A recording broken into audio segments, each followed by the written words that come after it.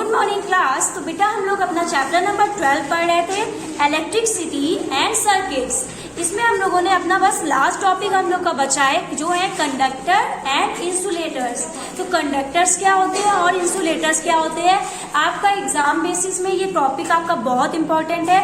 इससे आपकी MCQ true false कुछ भी आ सकता है, तो आप लोग इसको बहुत अच्छे से सुनिएगा और अच्छे से समझिएगा भी। तो स्टार्ट करते हैं बेटा। In all our activities we have used metal wires to make a circuit. तो बेटा अभी आप लोगों ने देखा होगा हम लोग ने जितनी भी एक्टिविटी करी है उसमें कौन सा वायर यूज किया है, मेटल का वायर यूज किया है। हम लोग ने प्लास्टिक और वुड का तो तार नहीं यूज किया, किसका यूज किया, मेटल का यूज किया। तो उसका भी तो कोई रीजन होगा ना कि हम लोग मेटल ही क्यों यूज कर रहे हैं, वुड क्यों नहीं यूज कर रहे हैं। तो उसका रीजन क्या है वही हम लोग इसमें पढ़ेंगे। Suppose we use a cotton thread instead of metal wire to make a circuit. अब बेटा सपोज करो कि हम लोग मेटल वायर की जगह एक थ्रेड मतलब कि धागा यूज करने लगे सर्किट बनाने के लिए, तो क्या हमारा सर्किट वर्क करेगा। तो बेटा आपने क्या सपोज किया कि अगर आप लोग ने मेटल वायर की जगह कॉटन का अगर हम लोग कोई एक थ्रेड ले ले, धागा ले ले, तो क्या हमारा इलेक्ट्रिक सर्किट बनेगा, नहीं बनेगा, क्योंकि उसमें इलेक्ट्रिसिटी पास नहीं होगी।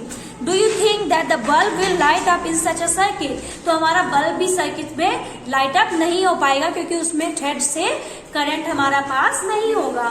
What material can be use in electric circuit so the current can pass through them. तो ऐसा इलेक्ट्रिक सर्किट में कौन सा मटेरियल यूज किया था जिससे आराम से हम लोग ने करंट पास कर लिया था, यही हम लोग इसमें पढ़ेंगे। तो हम लोग को एक एक्टिविटी दी गई है, disconnect the switch from the electric circuit you used for activity 4। Activity 4 में हम लोगों ने एक इलेक्ट्रिक सर्किट बनाया था, उसी में हम लोग क्या करेंगे, अब इलेक्ट्रिक सर्किट को तोड़ देंगे, मतलब बीच से जो हम लोग ने कनेक्शन किया था उसको हटा देंगे। This would leave you for two free end of the wire as shown in figure। तो उससे क्या होगा, जब बीच में हम लोगों ने एक मेटल की चीज रखी थी, अगर उसको हटा देंगे तो क्या होगा, दोनों साइड से वायर हम लोग को दिखने लगेगा। ठीक है, bring the free end of two wires close to them each other thus the bulb will light up. फिर हम लोग क्या करेंगे, दोनों के जो एंड है उनको एक दूसरे से मिलाएंगे तो क्या बल्ब जलेगा। फिर आगे क्या है, you can also now use this arrangement to test whether any given material allow current pass through them it और नॉट। और इसी में हम लोग बीच बीच में नए नए मटेरियल्स लगा के देखेंगे। पहले वुड लगा के देखेंगे कि वुड किससे करंट पास होगा कि नहीं, फिर मेटल लगा के देखेंगे कि मेटल से करंट पास होगा कि नहीं। अलग अलग मटेरियल हम लोग यूज करेंगे और देखेंगे किससे करंट हमारा पास हो पा रहा है। ठीक है, collect sample of different types of material such as coins, cork, rubber, glass, keys, pens, plastic scale, swing needle, thermocol paper and pencil lead. तो इसमें क्या है, अलग अलग हम लोग को मटेरियल बताए गए हैं कि हम लोग रबर ले लें, एल्यूमिनियम फॉइल ले लें, फिर देखें या फिर कैंडल ले लें, फिर देखें कि उससे जो हमारा करंट है पास हो पा रहा है कि नहीं हो पा रहा है। तो की क्या है, जो चाबी होती है वो किसकी होती है, लोहे की होती है। लोहा क्या है, मेटल है, मेटल से करंट पास होता है तो वो क्या हो जाएगा, बल्ब उससे ग्लो होगा, बल्ब जो हमारा होगा वो ग्लो होने लगेगा, क्योंकि जो हमारा वो है मेटल है, की मेटल है, इसकी वजह से उसमें करंट पास हो पा रहा है। लेकिन अगर हम लोग कैंडल लेंगे या फिर इरेजर लेंगे, तो इरेजर किसकी होती है, रबर की होती है, तो उससे करंट पास हो पाएगा, नहीं हो पाएगा। उसके बाद हम लोग को स्केल दिया गया, स्केल किसकी होती है, प्लास्टिक की, प्लास्टिक से भी करंट पास नहीं होता है। उसके बाद मैच स्टिक वुड की होती है, लकड़ी से भी करंट पास नहीं होगा। ग्लास पेंगल जो चूड़ियां होती है वो किसकी होती है, ग्लास की। उसके बाद है आयरन नेल, कील, मतलब ये जो कील होती है वो किसकी होती है, मेटल की, तो उससे करंट पास हो जाएगा। तो मतलब हम लोग ने क्या देखा, मेटल से करंट इजिली पास होता है और ये जो बाकी जो होते हैं उनसे करंट पास नहीं हो पा रहा है। तो what do you find? The bulb does not glow when the free end of the wire are connect in the same sum of the material you have tested। तो हम लोगों ने क्या देखा, जो हमारा बल्ब है वो कुछ जो मेटल से अगर हम लोग उसको कनेक्ट कर रहे हैं वायर को तब तो वो ग्लो हो रहा है, लेकिन अगर मेटल से नहीं बाकी किसी चीज से कर रहा है तो वो ग्लो नहीं कर रहा है।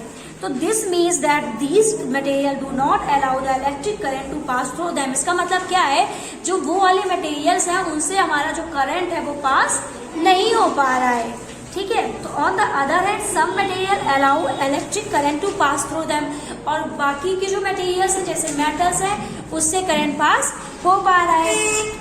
तो फिर material which allow electric current pass through them are called conductor of electric electricity, किसकी डेफिनेशन आई यहाँ पे, कंडक्टर्स की। तो बेटा वो मटेरियल जिससे इलेक्ट्रिक करंट इजिली पास हो जाता है वो क्या होते हैं हमारे कंडक्टर्स, और वो मटेरियल जिससे इलेक्ट्रिक करंट पास नहीं हो पाता, तो बेटा वो जो मटेरियल्स होते हैं जिनसे इलेक्ट्रिसिटी पास नहीं हो पाती है, करंट पास नहीं हो पाता है, वो क्या हो जाएंगे हमारे इंसुलेटर्स, और जिनसे पास हो पाएगा वो कंडक्टर्स। तो अगर आपका कंडक्टर्स के एग्जांपल पूछ ले तो क्या हो जाएगा हमारा मेटल, आयरन जो होता है, ये सारे किसके हो गए कंडक्टर्स, ठीक है। आयरन की ये सब हम लोग लिख सकते हैं किसमें, कंडक्टर में। और अगर इंसुलेटर का एग्जाम्पल पूछ ले तो रबर, इरेजर, या फिर हम लोग लिख देंगे बोर्ड, ये सारे क्या हो जाएंगे इंसुलेटर। तो अगर हमारी कंडक्टर की डेफिनेशन भी आ जाए तो क्या हो जाएगा, material which allow electric current to pass through them, वो मटेरियल जिससे इलेक्ट्रिक करंट इजिली पास हो जाता है वो क्या हो जाते हैं हमारे कंडक्टर्स, और वो मटेरियल जिससे इलेक्ट्रिक करंट पास नहीं हो पाता वो हो जाते हैं हमारे इंसुलेटर्स, ठीक है। तो कंडक्टर्स के हमें नेम लिखने हैं, तो कंडक्टर्स के नेम लिख लीजिए आप, आयरन, ठीक है, लिखना है। उसमें ऊपर देखिए लिखा हुआ है लेफ्ट हैंड साइड में कंडक्टर्स के नेम लिखने हैं, तो आप लोग लीजिए आयरन, कॉपर, एल्यूमिनियम, ये सारे क्या हो जाएंगे आपके कंडक्टर। और इंसुलेटर में आप लोग लिखेंगे वुड, प्लास्टिक, ठीक है, वुड, प्लास्टिक, इरेजर, ये सारे हो जाएंगे हमारे इंसुलेटर जिससे करंट पास नहीं हो पाता है। तो कंडक्टर्स में लिख लीजिए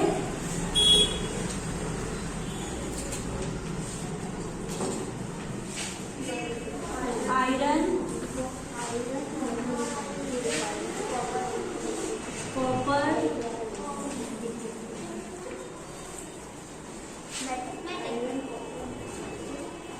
मेटल, तो बेटा ये सारे ही होते हैं, तो आप लोग आयरन, कॉपर, एल्यूमिनियम लिखिए।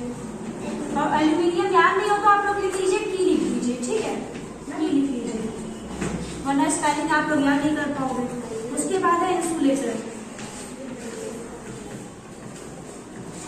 इंसुलेटर में लिख लीजिए वुड, प्लास्टिक, हाँ, और इरेजर लिख दो, रबर लिख दो, ये सारे क्या हो जाएंगे इंसुलेटर। इंसुलेटर वो मटेरियल जिनसे इलेक्ट्रिक करंट पास नहीं हो पाएगा, और हमारे कंडक्टर्स वो मटेरियल जिससे इलेक्ट्रिक करंट पास हो जाएगा, ठीक है।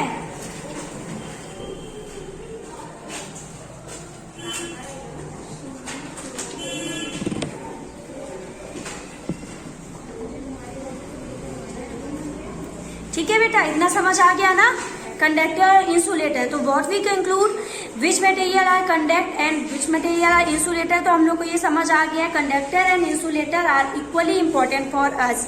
जो कंडक्टर्स होते हैं और इंसुलेटर होते हैं वो दोनों ही हमारे लिए इम्पोर्टेंट चीजें हैं। Switches, electric plugs and sockets are made of conductors. On the other hand, rubber and plastic are used for covering electric wire, plug tops, switches and other part of electrical appliances which people might touch. तो बेटा आप लोग देखते होंगे अगर हमारा ये जो वायर होता है उसके अंदर तो मेटल होता है जिससे इलेक्ट्रिसिटी पास हो जाती है, लेकिन उसके ऊपर क्या होता है, इंसुलेटर होता है, प्लास्टिक होती है जिससे इलेक्ट्रिसिटी पास नहीं होती है। क्योंकि अगर ऊपर वो नहीं होगा, हम लोग सीधे मेटल का वायर टच करेंगे तो हम लोग को करंट लग सकता है। इसीलिए हम लोग के लिए कंडक्टर भी इम्पोर्टेंट है और इंसुलेटर भी इम्पोर्टेंट है। अगर इंसुलेटर नहीं होगा, डायरेक्ट कंडक्टर होगा तो हम लोग को करंट लग जाएगा। डायरेक्ट अगर हम लोग लगाएंगे तो इसके लिए हम अगर उसके ऊपर कवरिंग है हमारे इंसुलेटर की तो हम लोग उसे आराम से टच कर सकते हैं। इसलिए हम लोग को दोनों चीजें बहुत ज्यादा इम्पोर्टेंट है। ठीक है, तो यहाँ फिर क्वेश्चन क्या है, आपको दिया गया है your body is a conductor of electricity, through be careful when you are handle and electrical appliances. आपकी बॉडी क्या है, एक कंडक्टर है इलेक्ट्रिसिटी का। क्योंकि आप लोग देखते होंगे, आप लोग जैसे ही अगर आप लोग को कुछ वायरिंग टच कर लेते हो, जैसे तार खुला होता है आप लोग टच करते हो तो आप लोग को तुरंत करंट लगने लगता है। ठीक है, और फिर क्या किया जाता है, आप लोगों ने सुना होगा कि लकड़ी का अगर डंडा मारे तो वो चीज हमारा हाथ छोड़ देता है करंट। तो वुड क्या है, इंसुलेटर है, लेकिन हमारी बॉडी अगर हम लोग कुछ चीज छू रहे हैं तो करंट हमारे अंदर पास होने लग रहा है। तो हमारा बॉडी क्या है, कंडक्टर है, बहुत अच्छा कंडक्टर है इलेक्ट्रिसिटी का। इसीलिए हम लोग को इलेक्ट्रिसिटी से दूर रहना चाहिए। ठीक है, तो यहाँ से हमारा ये चैप्टर कंप्लीट हो गया है। और बेटा ऑनलाइन वाले बच्चे आप लोग भी पढ़ना स्टार्ट कर दीजिए। आपके FE2 एग्जाम्स में पैटर्न में बता दूं आपका क्या होगा, 25 मार्क्स के बेटा आपके वन वर्ड वाले क्वेश्चंस होंगे, जैसे कि उसमें आएगा MCQ, true false, fill up, और क्या आ जाएगा, वन वर्ड आ जाएंगे। तो ये सारे आपके 25 मार्क्स में आएंगे और 15 मार्क्स के 3 शॉर्ट आंसर क्वेश्चन आएंगे। तो इस बार आपको एक्सरसाइज ज़्यादा तैयार करनी है और बीच से जो मैं क्वेश्चंस पूछती रहती हूँ जैसे इंसुलेटर के नेम, कंडक्टर के नेम, ये ज़्यादा तैयार करनी है। Okay, thank you class.